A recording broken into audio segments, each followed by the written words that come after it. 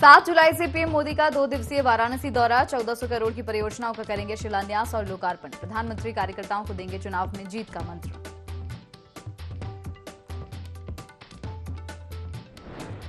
केंद्रीय गृह मंत्री अमित शाह का आज लखनऊ दौरा। सोनेलाल पटेल की जयंती कार्यक्रम में होंगे शामिल। जन स्वाभिमान दिवस कार्यक्रम को करेंगे संबोधित।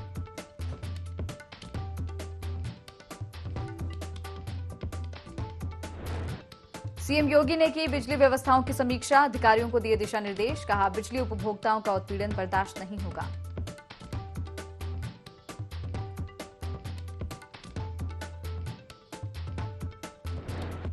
गोंडा का लाल अजय प्रताप सिंह देश की सीमा पर शहीद। सीआरपीएफ में सेवारत जवान की श्रीनगर में थी तैनाती। सैनिक सम्मान के साथ दी जाएगी अंतिम विदाई।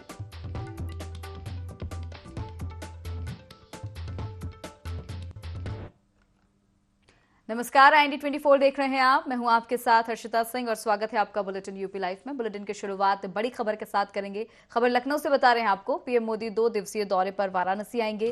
पीएम 7 जुलाई को 4 बजे वाराणसी पहुंचेंगे। अंतर्राष्ट्रीय क्रिकेट स्टेडियम सहित 1400 करोड़ की परियोजनाओं का शिलान्यास और लोकार्पण करेंगे। हरहुआ चौराहे के पास वाजिदपुर क्षेत्र में जनसभा करेंगे। इस खबर पर और ज्यादा जानकारी लेंगे ब्यूरो चीफ विनय मिश्रा से। विनय जी, पीएम मोदी 2 दिवसीय दौरे पर वाराणसी आने वाले हैं। जी बिल्कुल, यहाँ पे बताना चाहूंगा कि 7 जुलाई को जो है पीएम मोदी का जो है वाराणसी दौरा है। तो माना जा रहा है कि जो मिशन 2024 है लोकसभा चुनाव को लेकर के, यहाँ पर पूरी तरीके से पीएम मोदी ने जो है कमान संभाल भी ली है और शुरुआत भी यहाँ से करेंगे।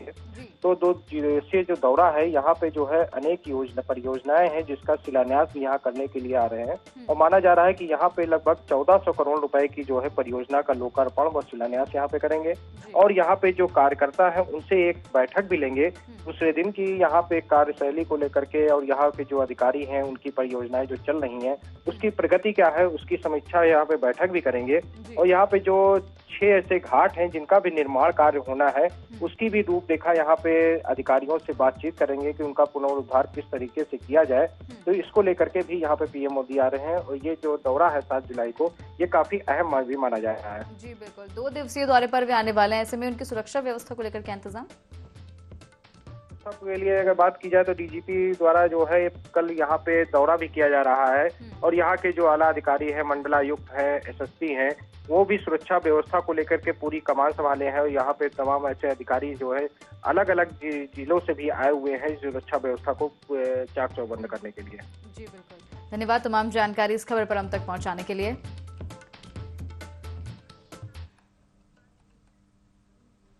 रुक करेंगे अगली बड़ी खबर की तरफ। लखनऊ से बता रहे हैं आपको, केंद्रीय गृह मंत्री अमित शाह का आज लखनऊ दौरा है। सोनेलाल पटेल की जयंती के कार्यक्रम में शामिल होंगे। जन स्वाभिमान दिवस कार्यक्रम को संबोधित करेंगे। सोनेलाल पटेल की 74वीं जयंती पर आज कार्यक्रम। 2 बजे इंदिरा गांधी प्रतिष्ठान में कार्यक्रम होगा। तो लखनऊ से खबर बता रहे हैं आपको, केंद्रीय गृह मंत्री अमित शाह आज लखनऊ दौरे पर रहेंगे। सोनेलाल पटेल की जयंती के कार्यक्रम में शामिल होंगे। जन स्वाभिमान दिवस कार्यक्रम को संबोधित करेंगे। बता दें कि सोनेलाल पटेल की 74वीं जयंती पर आज कार्यक्रम का आयोजन किया गया है। 2 बजे इंदिरा गांधी प्रतिष्ठान में ये कार्यक्रम होगा जिसमें केंद्रीय गृह मंत्री अमित शाह शामिल होंगे।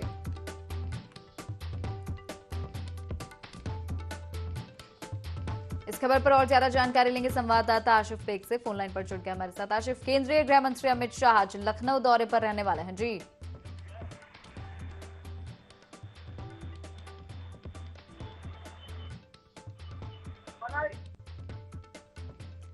केंद्रीय गृह मंत्री अमित शाह लखनऊ दौरे पर आज रहेंगे।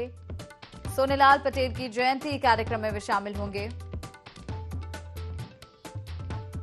जन स्वाभिमान दिवस कार्यक्रम को संबोधित करेंगे। ज्यादा जानकारी लेंगे संवाददाता आशिफ बेग से। आशिफ, केंद्रीय गृह मंत्री अमित शाह लखनऊ दौरे पर रहने वाले हैं। जी बिल्कुल, अभिता बता दूं कि आज केंद्रीय मंत्री अमित शाह राजधानी लखनऊ के दौरे पर रहेंगे। लखनऊ के इंदिरा गांधी प्रतिष्ठान में सोनेलाल पटेल की जयंती अवसर पर एक समारोह कार्यक्रम का आयोजन किया गया है, जिसमें इस कार्यक्रम में अगर बात करें तो इसमें बिहार के पूर्व मुख्यमंत्री जीतन राम मांझी, केंद्रीय मंत्री रामदास अठावले समेत कई दिग्गज इस समारोह कार्यक्रम में शामिल होंगे और साथ ही साथ आपको बता दूं कि यह कार्यक्रम करीब 1:30 बजे आयोजित होगा और इस कार्यक्रम का मकसद है सियासी संदेश देना। अमित शाह जो है लोगों को संबोधित करेंगे और 2024 चुनाव जीत के लिए इस कार्यक्रम के माध्यम से कार्यकर्ता और लोगों को जीत का मंत्र देंगे। और बात करेंगे सुरक्षा व्यवस्था की, तो लखनऊ में वीआईपी मूवमेंट को देखते हुए रूट डाइवर्जन भी किया गया है। चप्पे चप्पे पर पुलिस के जवान भी तैनात किए गए हैं और पुलिस की निगरानी अमित शाह के दौरे को लेकर बढ़ा दी गई। जी अच्छा। जी बिल्कुल, फिर भी कितने समय तक अमित शाह वहां पहुंचेंगे और उनके स्वागत सत्कार की क्या तैयारी की गई है?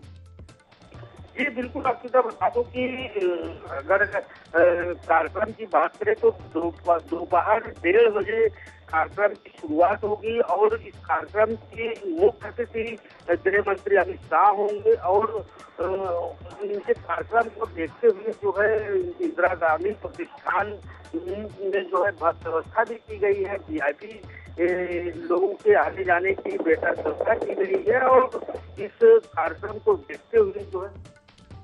जी बिल्कुल, बहुत धन्यवाद आपका तमाम जानकारी साझा करने के लिए। बढ़ेंगे अगली खबर की ओर। लखनऊ से बता रहे हैं आपको, बिजली व्यवस्था की समीक्षा के दौरान मुख्यमंत्री योगी आदित्यनाथ ने निर्देश दिए। बिजली उपभोक्ताओं का उत्पीड़न बर्दाश्त नहीं किया जाएगा। सीएम योगी ने कहा, सभी बिजली उपभोक्ताओं को सही बिजली का बिल दें। बिजली चोरी करने वालों पर सख्त कार्रवाई करें। जांच के नाम पर उपभोक्ताओं पर उत्पीड़न करने वाले अधिकारियों की खैर नहीं। लाइन लॉस हर हाल में कम करने के आदेश दिए गए हैं। तो बड़ी खबर बता रहे हैं आपको लखनऊ से। मुख्यमंत्री योगी आदित्यनाथ ने बिजली व्यवस्था की समीक्षा की और इस दौरान उन्होंने निर्देश भी दिए। सीएम योगी ने कहा कि बिजली उपभोक्ताओं का उत्पीड़न बर्दाश्त नहीं किया जाएगा। सभी बिजली उपभोक्ताओं को सही बिजली का बिल दें। उन्होंने कहा कि बिजली चोरी करने वालों पर सख्त कार्रवाई करें। इस खबर पर और ज्यादा जानकारी लेंगे ब्यूरो चीफ विनय मिश्रा से। विनय जी, बिजली व्यवस्था की समीक्षा की सीएम योगी आदित्यनाथ, इस साथ ही कई दिशा निर्देश भी दिए। जी बिल्कुल, यहाँ पे बता दूं कि सीएम योगी ने जो है कल जो है कालीदास आवास पे जो है एक बैठक ली है। उस बैठक के अंतर्गत जो है अधिकारियों को दिशा निर्देश भी दिया है कि बिजली विभाग से संबंधित जो भी समस्याएं हैं उसको वहीं पे दूर किया जाए और जिले तक की भी ना पहुंचे। और जो बिल की लेकर के समस्याएं उपभोक्ताओं को रहती हैं कि गलत बिल भेजा जाए, अगर गलत बिल आता है तो उसके खिलाफ जो है यहाँ के एसडीओ हैं, जेई हैं, उनके खिलाफ कार्रवाई भी होगी।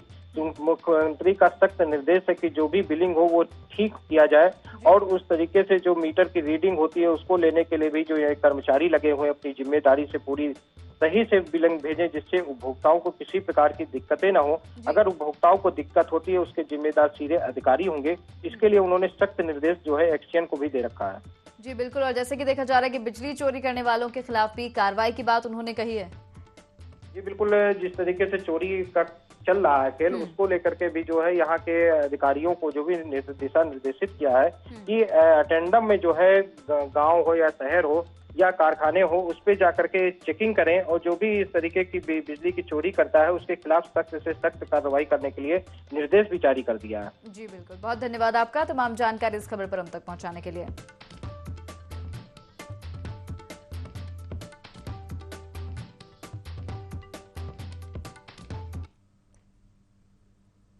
और रुख करेंगे अगली बड़ी खबर की तरफ। गोंडा से बता रहे हैं आपको, गोंडा का लाल देश की सीमा पर शहीद। पूर्व विधायक का पौत्र देश की सीमा पर शहीद हो गया। सीआरपीएफ में सेवारत जवान की श्रीनगर में तैनाती थी। छुट्टी लेकर घर आने वाले थे शहीद जवान अजय प्रताप सिंह। कर्नलगंज के पूर्व विधायक स्वर्गीय भगेलू सिंह के पौत्र अजय प्रताप सिंह शहीद हो गए हैं। घटना की सूचना मिलते ही जिले में शोक की लहर दौड़ पड़ी है। परिजनों में हर कोहराम मच गया है। आक्रोशित परिजनों ने पाकिस्तान के खिलाफ नारेबाजी भी की। बता दें कि आज लगभग दोपहर 12 बजे सैनिक सम्मान के साथ अंतिम विदाई शहीद को दी जाएगी। तो गोंडा से खबर बता रहे हैं आपको, जहां पर पूर्व विधायक के पोते देश की सीमा पर शहीद हो गए हैं। सीआरपीएफ में सेवारत जवान की श्रीनगर में तैनाती थी। छुट्टी लेकर शहीद जवान अजय प्रताप सिंह घर आने वाले थे।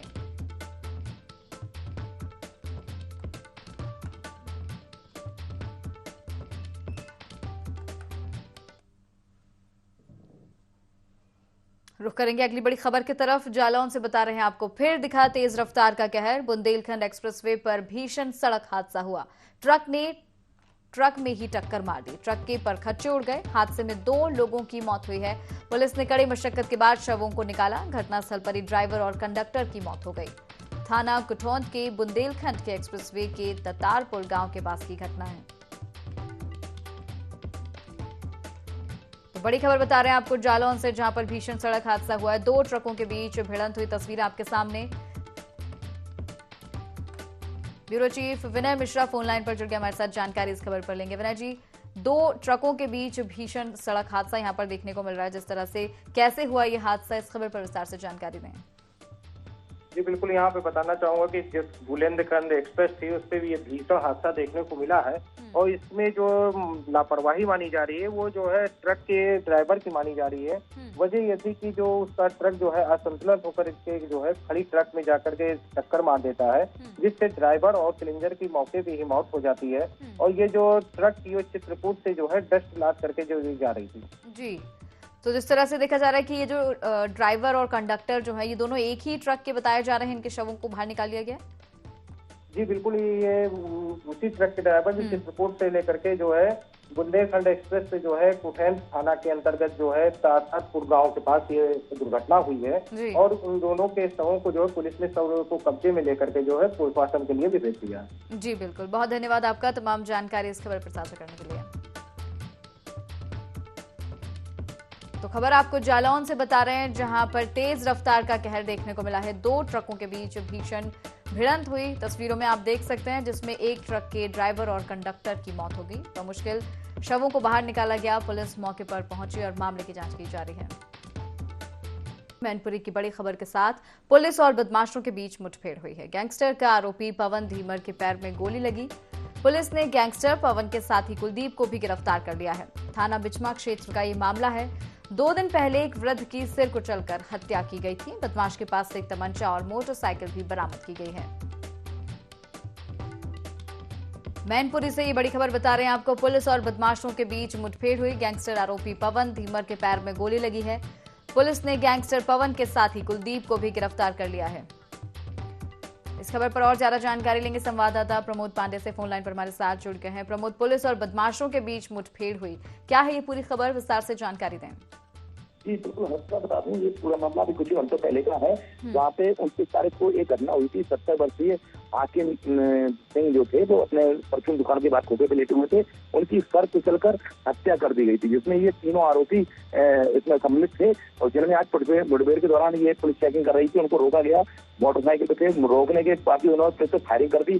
पुलिस ने 8 बच्चा गोली चलाई, जिसके पवन बाथम जो स्टील सीटर औरैया से भी क्राइम कर चुका है और एटा में भी इसके कई मुकदमे पंजीकृत हैं, तो इसके पैर में गोली लग गई है। इसको पकड़ लिया गया। और दूसरा जो उसका साथी था कुलदीप, वो भागना चाहा, लेकिन पुलिस ने उसको भी घेर के गिरफ्त में ले लिया है। हालांकि उसका तीसरा साथी जो है वो अभी पुलिस की गिरफ्त से बाहर है और इन पे बाकी के जो घायल हैं उनको जनरल अस्पताल उपचार के लिए भेजा गया है। जी बिल्कुल, बहुत बहुत धन्यवाद आपका तमाम जानकारी इस खबर पर हम तक पहुंचाने के लिए।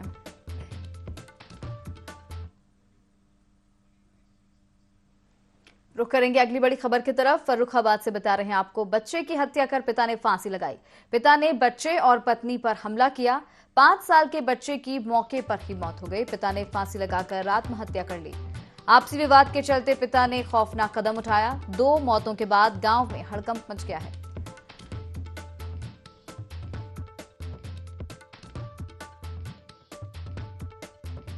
नामक व्यक्ति जो अपने घर में सो रहा था और सुबह उठते ही ऐसा उसके परिवार वालों के द्वारा बताया जा रहा है कि उसने अपनी पत्नी के ऊपर, अपनी बच्ची के ऊपर और अपने बच्चे के ऊपर वार किया, जिसमें पत्नी उसकी गंभीर रूप से घायल है, बच्चे की मृत्यु हो गई है और बच्ची आंशिक रूप से घायल है।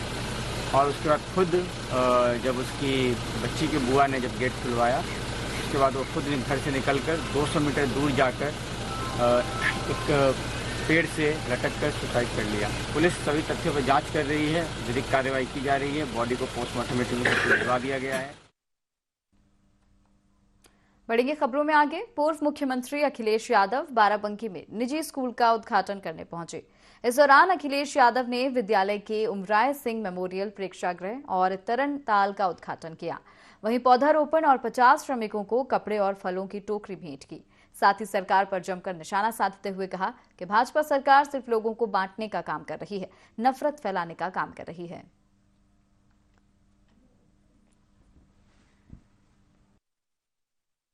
फैलाने का काम करते हैं और दूसरी तरफ इस तरह के काम करना ये केवल गुमराह कर रहे हैं।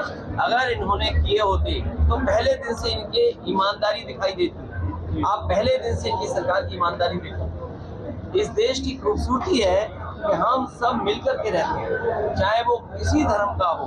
हमारी पहचान गंगा जमनी तहजीब है, हम परंपराओं से जुड़े लोग हैं। तो ये देश दुनिया में सबसे खूबसूरत है। ये बीजेपी का सवाल है कि दूल्हा किसको मना। समाजवादी पार्टी के पदाधिकारियों और कार्यकर्ताओं ने सपा प्रमुख अखिलेश यादव का 50वां जन्मदिन मनाया। जनपद कानपुर देहात के विभिन्न हिस्सों में सपाइयों ने कई कार्यक्रमों का आयोजन कर अखिलेश यादव की लंबी उम्र की कामना की। सपा कार्यालय में सपाइयों ने रक्तदान कर जन्मदिन को खास बनाया। वहीं दूसरी ओर केक काटकर सपाइयों ने एक दूसरे का मुंह मीठा कराया।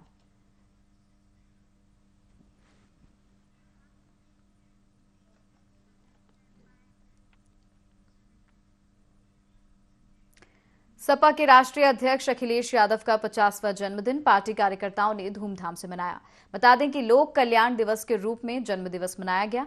वहीं दिव्यांग नेता और समाजवादी पार्टी के स्टार प्रचारक पंडित समरजीत ने मिठाई खिलाकर अखिलेश यादव का जन्मदिन मनाया। इस मौके पर उन्होंने समाजवादी पार्टी की नीतियों, विचारों और विकास के बारे में लोगों को बताया। साथ ही जन्मदिन के अवसर पर शामिल हुई महिलाओं और बुजुर्गों को मच्छरदानी वितरित की।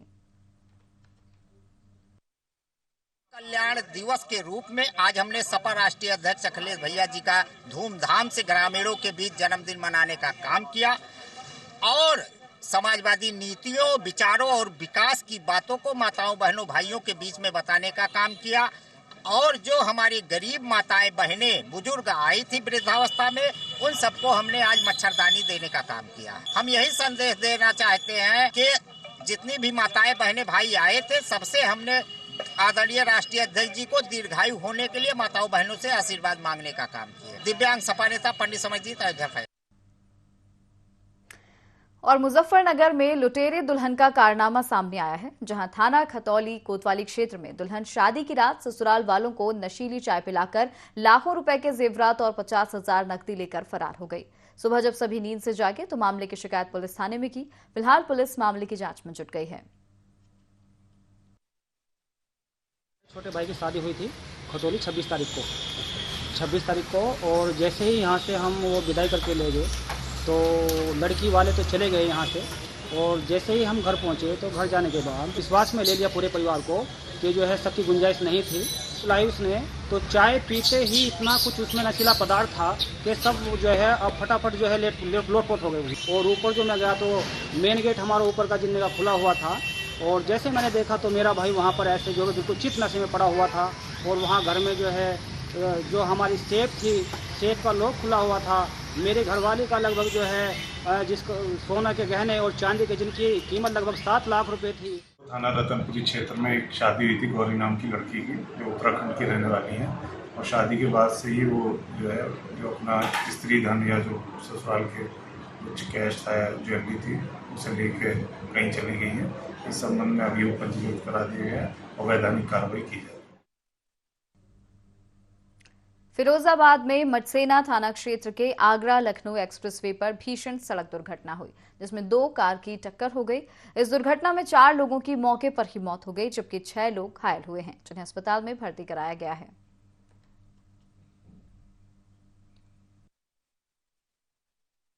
हाईवे है, उस पर एक सियाज जो मैनपुरी से जिसके पहचान हुई है कि मैनपुरी के ड्राइवर है और दूसरी तरफ में एक और दूसरी जो गाड़ी थी वो आ रही थी। ये सियाज गाड़ी में शायद जो नींद में झपकी आ गई। जो ड्राइवर है उनके जो डिवाइडर है उस पर इसने कुदाई गाड़ी इस तरफ में, उसकी वजह से जो दूसरी गाड़ी थी सामने आने वाली उससे उसकी टक्कर हो गई। यहाँ पर अभी जो 3 लोग हैं जो सियाज में बैठे हुए थे उनकी मौके पे ही दुर्भाग्यपूर्ण मृत्यु हो गई। और जो 7 लोग अन्य गाड़ी में थे उनको इमीडिएटली यहाँ पर पुलिस बल ने पहुँच के एम्बुलेंस के साथ में जिला अस्पताल पहुँचाया है, उनका इलाज किया जा रहा है। राजधानी लखनऊ में नानी के घर आई किशोरी से 3 लड़कों ने अपहरण कर गैंगरेप किया। किशोरी बाराबंकी के सफेदाबाद थाना क्षेत्र से लखनऊ 20 जून को कैंट क्षेत्र स्थित अपनी नानी के यहाँ आई थी। 27 जून की शाम को अचानक घर से लापता हो गई थी। परिजनों ने बेटी की गुमशुदगी की रिपोर्ट थाने में दर्ज कराई थी, लेकिन कहीं अता पता नहीं चला। जिसके बाद 28 जून की शाम को किशोरी किसी तरह पहुंची और परिजनों को अपनी आप बीती बताई। इसके बाद पुलिस ने शिकायत के आधार पर 3 आरोपियों को गिरफ्तार कर लिया है। अंतर्गत एक किशोरी जो पूर्व में घर से गायब हो गई थी तथा जिसकी गुमशुदगी थाना कैंट पर पंजीकृत थी, उससे संबंधित अभ्रता थाने पर आई तथा अपने साथ 3 व्यक्तियों द्वारा दुराचार किए जाने की सूचना थाने पर दी। इस सूचना पर अभियोग में संबंधित धाराओं की वृद्धि करते हुए अज्ञात अभियुक्तगण की पीड़िता के द्वारा बताए गए सूत्रों के आधार पर तलाश की गई तथा थाना कैंट पुलिस द्वारा कठिन परिश्रम कर तीनों अभियुक्तों को आज गिरफ्तार कर लिया गया, जिनको माननीय न्यायालय के समक्ष भेजा जा रहा है। झांसी के नयागांव इलाके में प्रशासन ने गैंगस्टर अनिल मामा की 5 करोड़ से भी ज्यादा की संपत्ति कुर्की है। आरोपी ने इस भूमि को अपराध के बल पर हासिल किया था, जिसके चलते प्रशासन ने ये कार्रवाई की। सीओ सिटी राजेश राय के मुताबिक आरोपी अनिल के खिलाफ पिछले कई महीनों से गैंगस्टर मामले में कार्रवाई की गई थी। झांसी प्रशासन की बड़ी कार्रवाई, गैंगस्टर अनिल मामा की संपत्ति को कुर्क किया गया। जिला मजिस्ट्रेट महोदय के उत्तर प्रदेश गिरोहबंद एवं समाज विरोधी क्रियाकलाप अधिनियम 1986 की धारा 14(1) के तहत अनिल यादव उर्फ मामा पुत्र महेंद्र यादव निवासी अखाड़ापुरा मोड़ की गाटा संख्या 276 में 0.445 हेक्टेयर और गाटा संख्या 279 में 0.043 हेक्टेयर जमीन कुर्क करी गई।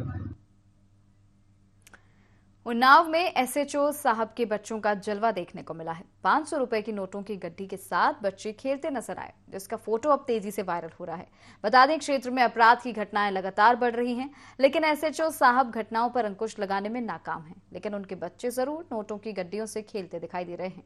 फोटो वायरल होने के बाद एसपी सिद्धार्थ शंकर मीना ने संज्ञान लेते हुए एसएचओ को लाइन हाजिर कर दिया है।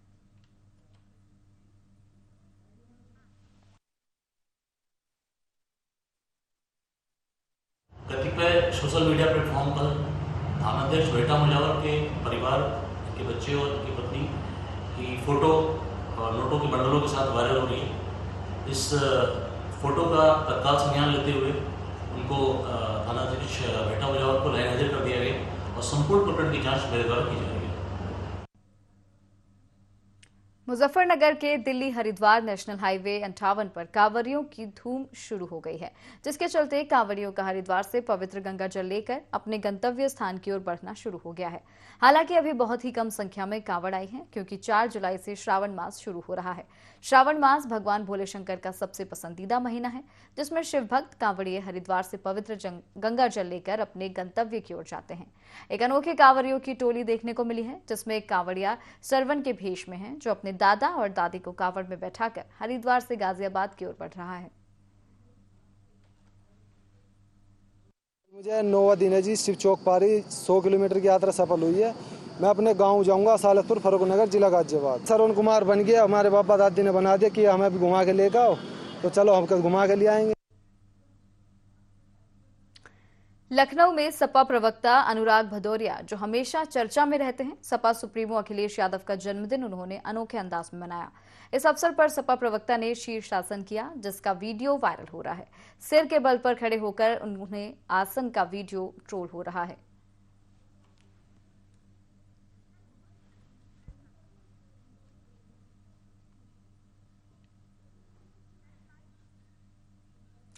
और इसी के साथ इस बुलेटिन में फिलहाल इतना ही। आप देखते रहिए IND24। नमस्कार।